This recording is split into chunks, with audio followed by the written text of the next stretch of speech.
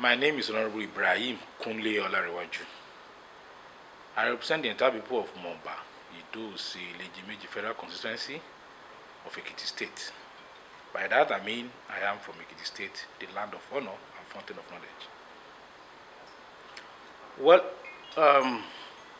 the president just laid the budget last week, and summary of same was given to members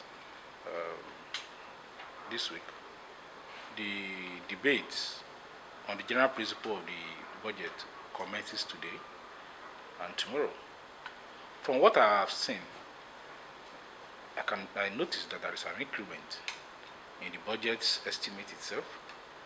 I noticed equally that there's an increment, there's an increase in capital vote for capital budget, capital component of the budget. And for me, I've always been concerned about infrastructural development, because that's the basis of any development. So I feel, from what I've seen so far, I've not seen the entire details, I've seen the general principle. From what I've seen so far, I think it's a budget that will have a substantial impact on our economy. I mean, borrowing in any form is not an ideal thing for anybody. Whoever go are borrowing, go are sorry. But that's the only solution we have now. In any case, I don't know of that country in the world that don't borrow now. I don't have any problem with having deficit budgets. My problem is, what are we using the money for? And how are we monitoring the usage? If the bulk of our borrowing is a capital project, and the capital project will be, fully funded, completed, then I have no problem. What I wouldn't take is borrowing money to fund a capital project halfway, and another government will come and the same project will be abandoned. I'm not going to subscribe to that. But if you borrow money, take one or two specific projects, execute those projects to completion, then I will have no problem. Insofar the terms and conditions of the borrowing meets international standard. Honestly speaking, since I've been in the National Assembly, the capital component of the budget has been executed 100%. It will shock us. I'm sure Nigerians are not monitoring that. The capital component of the budget in the last 2 years had been executed 100%. Now, how do you define execution? I am a man from Ekiti State. The road that leads to my state goes through Kogi State, particularly Kaba, Yamoye, Omo.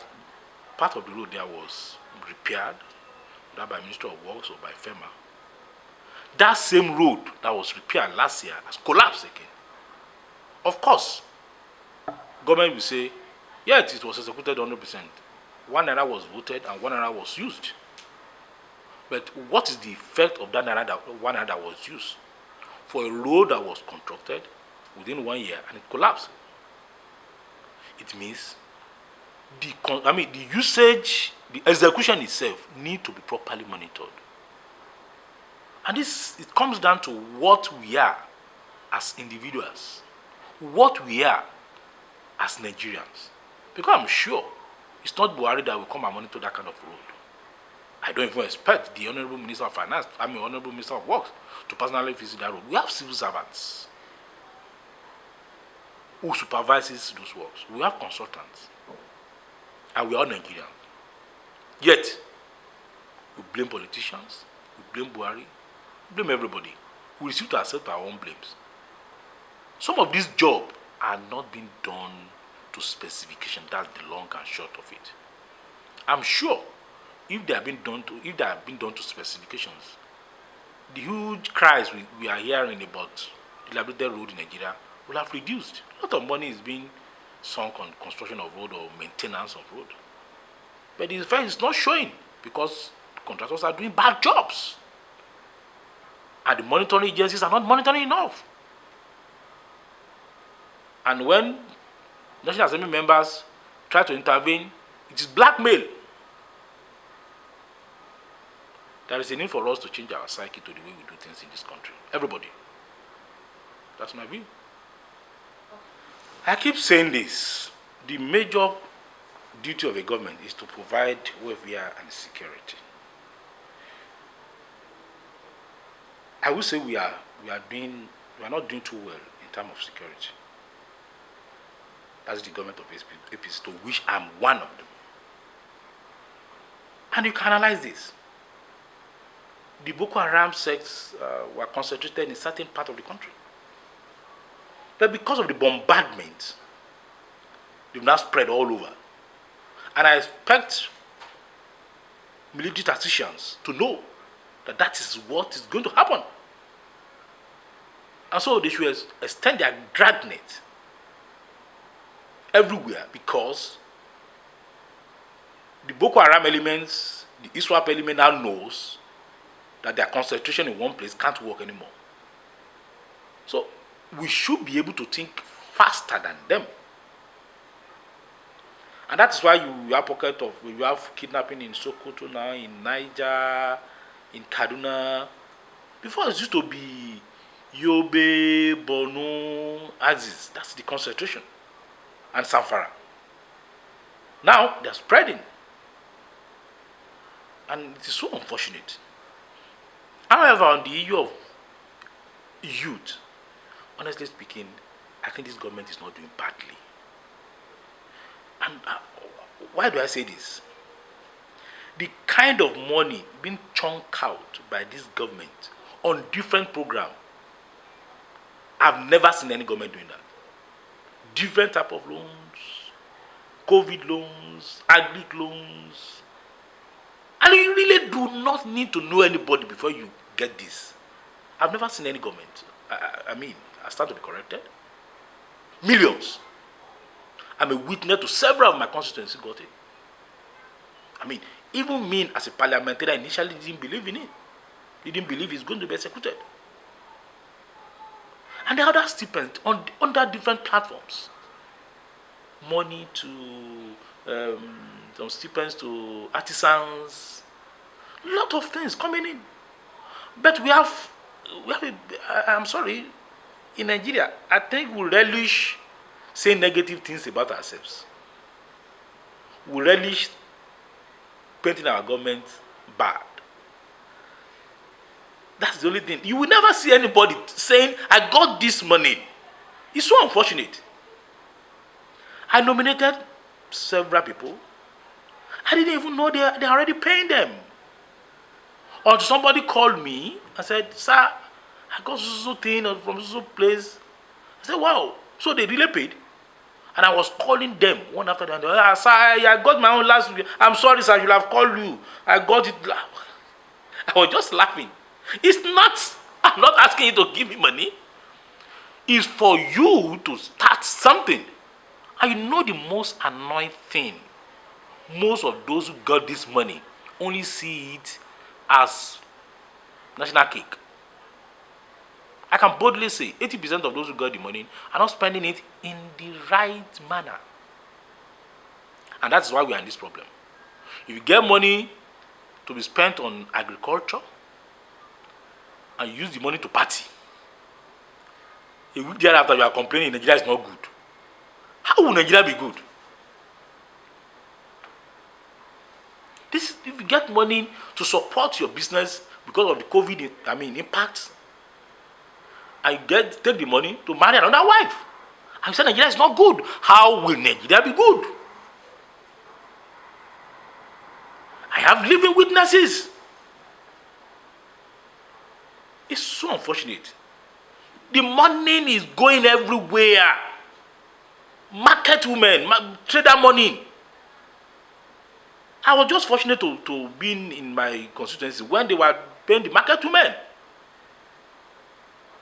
Many of them actually thought I was the one that facilitated it. They just want to be honorable, thank you. And I say, hey, God bless you. They were taking the money. And what happened? Some of them buy new Ankara and buy new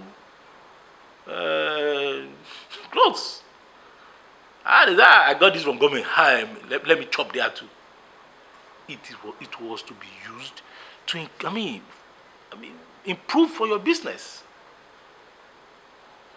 honestly speaking, like I said earlier on, all of us need to change our psyche.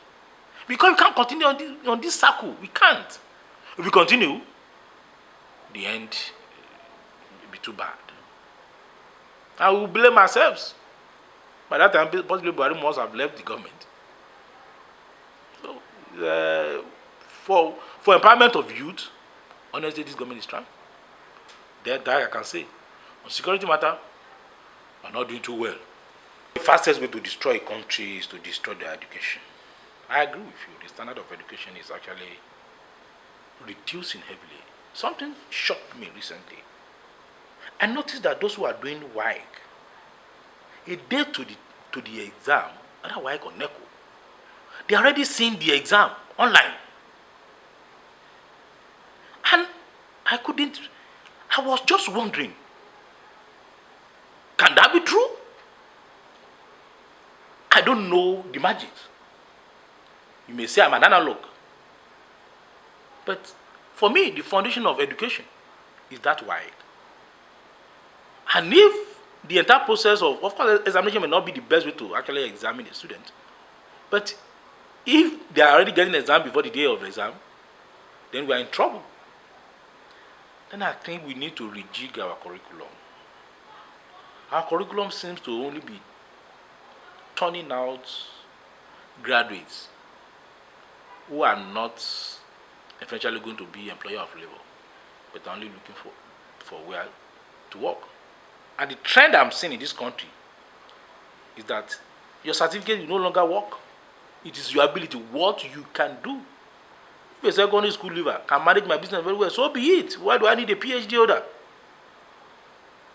So we should better be thinking on how to reform our curriculum and ensure that capacity is more important than the certificate itself. And lastly, we need to do something about examination malpractices. And I'm actually thinking along that line. Some of our laws need to be amended because our students, they don't seem to say anything special about. In those good old days, if you are caught in exam malpractices, you are doomed forever. But these days, it seems to me that it's a celebrated thing even. Nobody even sees it as anything special. I pray God will help. One of the biggest problems I know my constituency has is economic backwardness. We are poor. And it hurts me. And I made up my mind that no matter how little, I want to contribute to the upliftment of my people. My people are highly educated, very industrious. The people of Moba, Ido-Osi and Ilemeje local governments, very industrious set of people. But we remain the way we are. And that was why I made up my mind that whatever I can do to change the fortune of that environment. And I know, by God's grace, my name will be written in gold as to what I have done to change their fortune. It may be little, but it will be a big pointer to changing the fortune of that environment. Our people really need to be empowered economically. Because you see a lot of old parents taking care of their children in school and after graduation, no job. And they are out there. And to be honest, federal government job is no more available. Same with state government, same with local government. So my focus is how to grow my people economically. And I'm doing my little to see that is done. And that was our discussion with Honorable Ibrahim Conle. And please, don't forget to follow us on all our social media platforms.